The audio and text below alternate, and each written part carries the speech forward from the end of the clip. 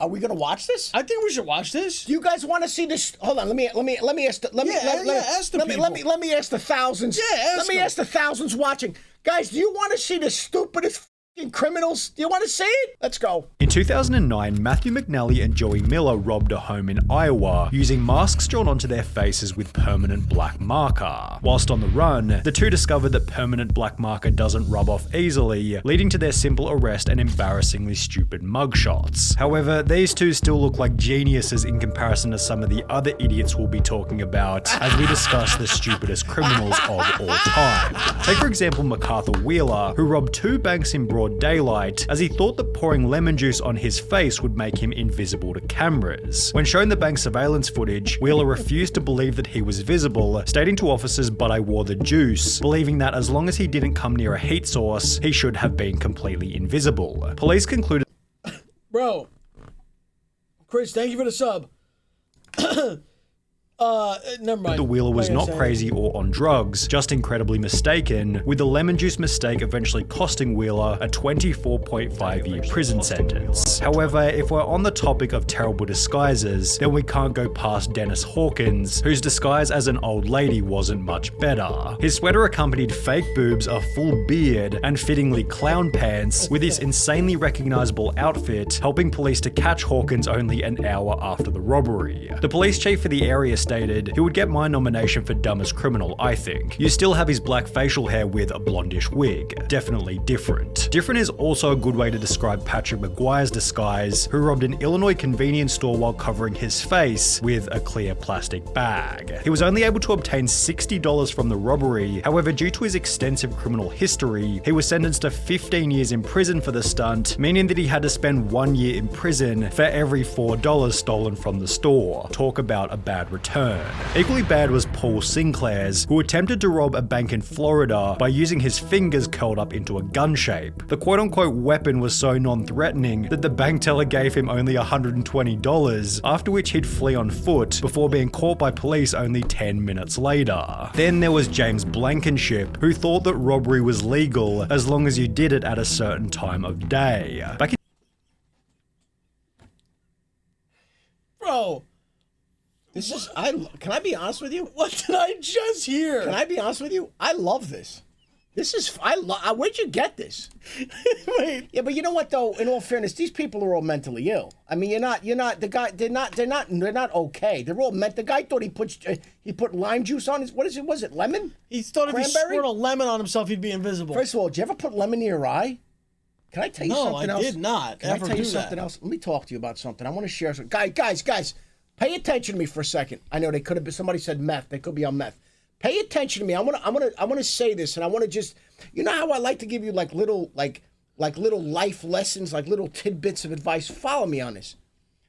I've been drinking at bars since I'm probably 15 years old. Okay. Yeah. Because we used to go to the bars in Hoboken, New Jersey. What? Oh yeah, I was in high school. So we used to.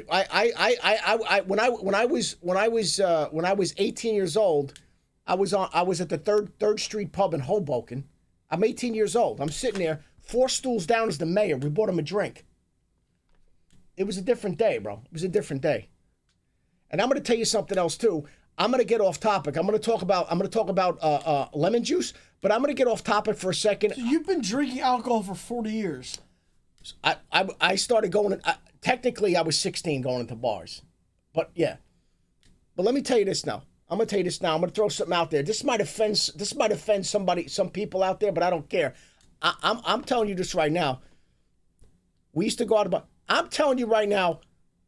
The girls back in the day did not have these big, fat, sloppy asses that you see all over the place right now. What the fuck, I'm telling you right now. Let me speak. What do you mean sloppy Let asses? me speak. There's all fat, sloppy asses, and everybody's. Well, haven't people become more obese? Listen, people are fatter now, but let me say this. I'm going to tell you this right now. Were there fat people back then? Not as many as now, but I'm going to tell you with these girls now, they're running around with these big fat asses. They want to show off their fat asses. Dude, I'm telling you, when I was a young man, okay, these girls, they took pride in their bodies. They were slender, they were slim, they looked good. I can't believe the fucking crap that you see now. With that being said, because when I'm out, I like to have a nice, I like Tito's vodka, I like a little Tito's and soda, whatever. I like lime. when you get a drink in front of you, follow me on this. Don't just grab the drink and fucking squeeze the lime so it shoots and hits other people in the face. Have a little class, have a little respect. Cover your hand with the lime, squeeze it under your hand. As a matter of fact, today, I had lunch with somebody. He squeezed a fucking lemon and it hit me in the face. Oh, no. What I'm trying to tell you is, listen to me. I'm giving you a fucking life lesson. Pay attention once in a while to what I'm telling you.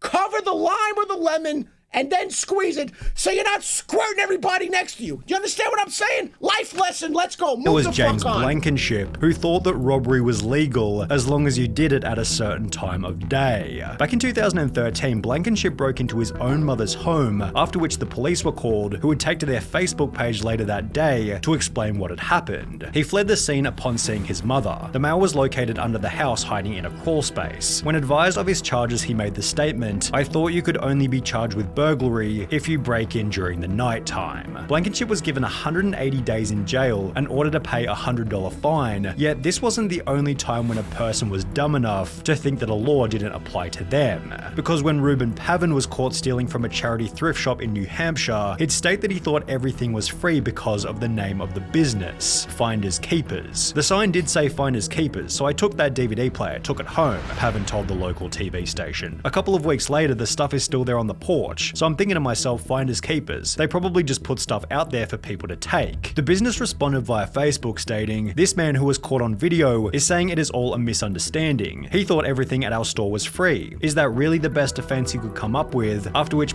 That's actually not a terrible defense. That's a great defense. When in doubt, just play dumb.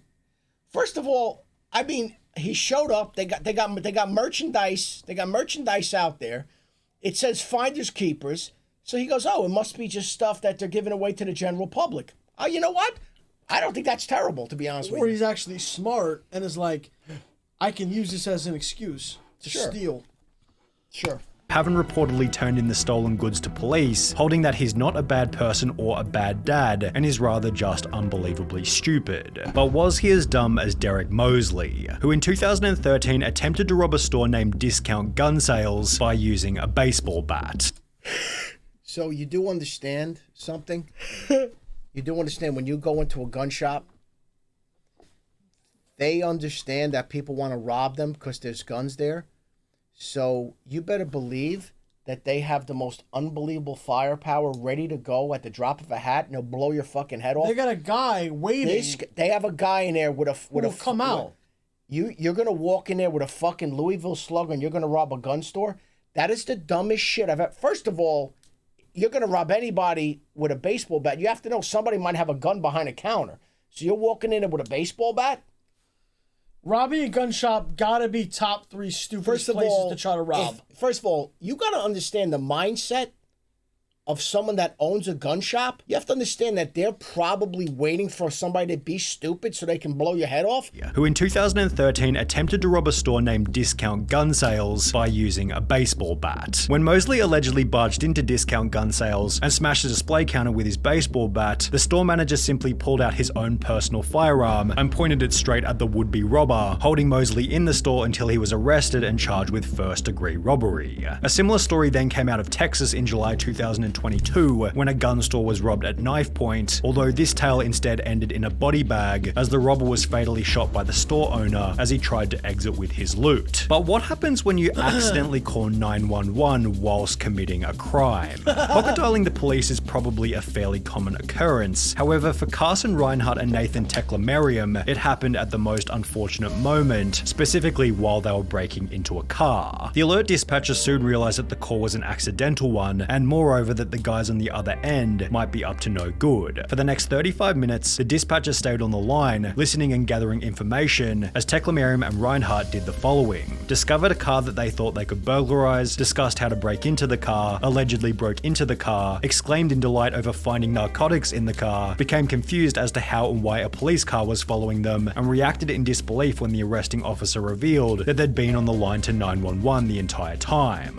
Scott Simon found himself in a similar situation situation, although under much more severe circumstances. Whilst on trial for murder in 2015, Scott was successfully sentenced to life in prison, as 2 years prior he'd pocket dialed the police while admitting to a friend that he was the one who committed the crime. He had no idea he called 911, a sheriff's office spokeswoman told the Miami Herald. He basically told on himself, as did Albert Bailey.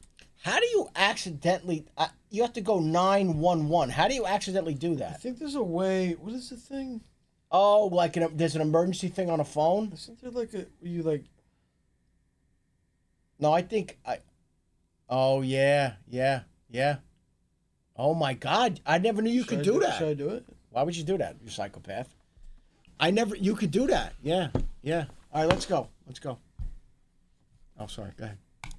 Although in a much stupider way. Bailey had planned on robbing a bank in Fairfield, Connecticut, although rather than exercising the element of surprise, he'd call the bank prior to the robbery stating, "I want $100,000 in large bills and no die packs. I'll be sending someone into the bank to get the money. Don't call the police, we are monitoring the police scanner." Prior to making this phone call, Bailey had already served 7 years in prison for a previous bank robbery. However, this new plan was equally ineffective, as after arriving at the bank to collect his cash, Bailey was locked inside, arrested, and sentenced to another 9 years in prison. Although if he wanted to avoid this time behind bars, he could have had a chat with Tito and Amanda Watts, who got arrested in Florida for selling tickets to enter heaven at a price of $100. Tito Watts said in his police statement, "I don't care what the police say, the tickets are solid gold, and it was Jesus who gave them to me behind the KFC and said to sell them so I could get me some money to go to outer space. You should arrest Jesus because he's the one who gave me the golden tickets and said to sell them. I'm willing to wear a wire and set Jesus up." The couple had apparently earned over $10,000 from the stunt, meaning that they were able to find people even dumber than them, one of which might have been Ruben Zarate. While attempting to rob a muffler shop in 2008, Zarate was told that the shop couldn't access the money safe without their manager, who didn't begin his shift until later that afternoon.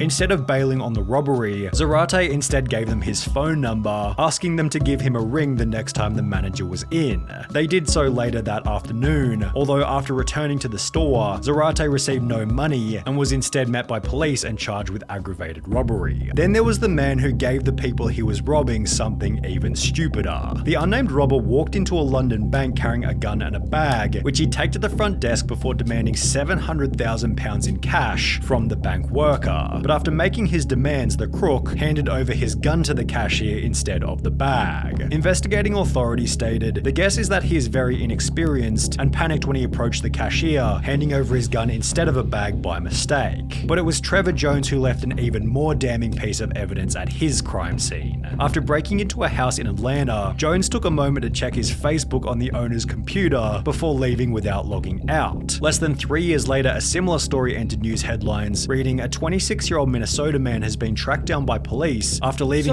So he was in a fucking house robbing it and was like, "Oh, you know what, before I dip, let me log into Meta. Let me check what's going on my feed." And then just left the house. I mean, these are the stupidest criminals of all time. So your confusion is just look at the name of the video. The stupidest criminals of all time. I'm just trying to think, like, how do you even think that that's a good idea at all? You understand most people in prison are fucking idiots. You understand? Most people in prison are fucking idiots and they're stupid. I'm going to tell you a story. Guys, you know how I would like to share with you. I obviously can't name names. I was with someone, a family member. Hold that though, Orion. I'm going to fucking unmod the fuck out of you, bro. What happened? All you're doing is sitting here saying these are Los's friends. He was in Los's class. Los's IQ. Dude, Who said that? This fucking guy in the chat, he's a mod for some reason. Dude, you're 3 seconds away from you're getting fucking stripped immediately. There's a mod that's trolling you? It's not even a troll, bro. You're not funny. You just keep saying I'm dumb. What kind of joke is this, bro? Well, Orion, I'm about to beat the shit out of you. You know what's funny? Why don't you just unmod him and tell him to go fuck? Oh, no, I'm not gonna do that. Something bad's gonna happen. Go ahead.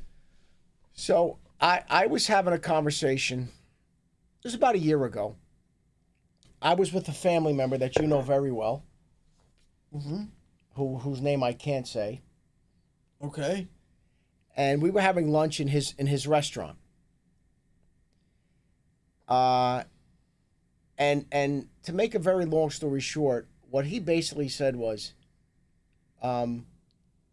if you're going to have a life of crime, you better make sure that it's worth it, okay? You better make sure that it's worth it. Because if you're going to put yourself in a position where you're going to go to jail, the risk has to be worth the reward. So if you're going to try to be a nickel and dime and try to get, rob like a liquor store or a 7-Eleven. That's not. He goes, he goes, when you go out there, he goes, you have to be swinging for the fences. And this is from a guy who's a fucking stone criminal. So you're saying do like an Ocean's 11. If you're going to do this, if you're going to put yourself in that position, you got to swing for the fences.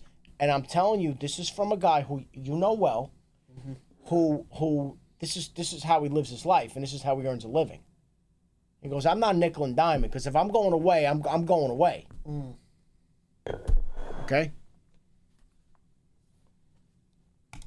His Facebook profile logged in at a house he allegedly robbed, although this story has a much funnier ending. The homeowner decided to message the robber via his Facebook, stating, "You left a few things at my house last night, how can I get them back to you?" Which was followed by the robber agreeing to come back to the home so he could collect the stuff he forgot. However, the robber didn't get any of his items back and was instead arrested while still wearing a watch that he'd stolen from the night before. While both of these idiots used social media poorly, at least they didn't brag about the robbery in a YouTube video, as is what happened in the bizarre case of Hannah Sabata. In 2012, at the age of 19, Sabata stole $6,000 from a bank in Nebraska, and while almost anybody else would have simply kept quiet, Hannah instead took to her YouTube channel Jelly Beanie to upload a video titled Chick Bank Robber, in which she'd straight up admit to having just committed a robbery. She'd then discuss her entire methodology for the crime, while showing the money and the amount that had been stolen, before concluding the video by describing the vehicle she had used and that it had its license plates removed. This information eventually resulted in Hannah Sabata's arrest and sentencing of 10 to 20 years prison, done so in a public courtroom filled to maximum capacity with people who had seen the video. Just 2 years prior to this, 21-year-old Frank Singleton was being released from...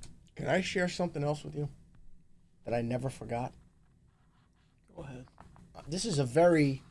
Guys, I'm going to share this with you, and I want you to listen to what I'm about to say.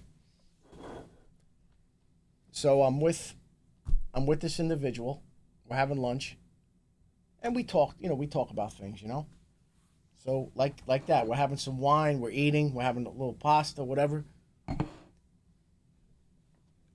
Dead serious. Not trying to be funny. No smile. Nothing. Right? He fucking looks at me. Okay? He looks at me. Let me guess. This is another friend. No, this is a family member. You know who I'm talking about.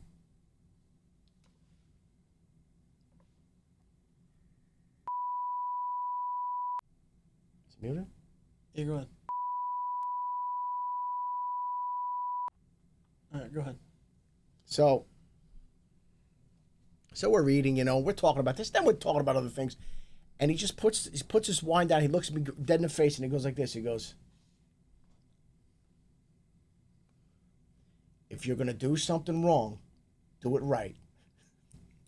That's all he said. Bro! That's the most criminal thing I've ever heard. Is that the most criminal thing you've ever heard? Bro, how fucking gangster is that? He looked me in the face. He goes, "Yo, if you're going to do something wrong, do it right." I went, oh my God, dude. I never forgot that. What the fuck? Bro, that's beautiful, man. That's fucking beautiful. That's fucking beautiful. If you're gonna rob anything, these little 6Ks, dude, you need to go for an Ocean's 11 heist. Bro, that's the point of what he was saying. But is it if you get more time, the more money it is? Of course. But my point is... how much more, though? Oh, dude. Because they just said a guy robbed $100 and got 15 years. Well, yeah, but what I'm saying is you're going to go away. But my point is, if you're swinging for the fences, the risk versus the reward. And then the point that he made when he took a sip of wine, put the glass down, and looked me in the face. And by the way, we're in a restaurant. We're in his restaurant. We have a table. We're sitting all the way in the back. We had a late lunch because I got there late, about 2 o'clock in the afternoon. There wasn't anybody in the fucking place. When he put that wine down and he looked at me, he goes, if you're going to do something wrong, do it right. That just was one of the most unbelievable things I've ever heard. Anyway, I want to share that with you because I know how you like some of these little stories I tell you. All right, let's go. I want to hear about the idiots here. Let's go. Okay.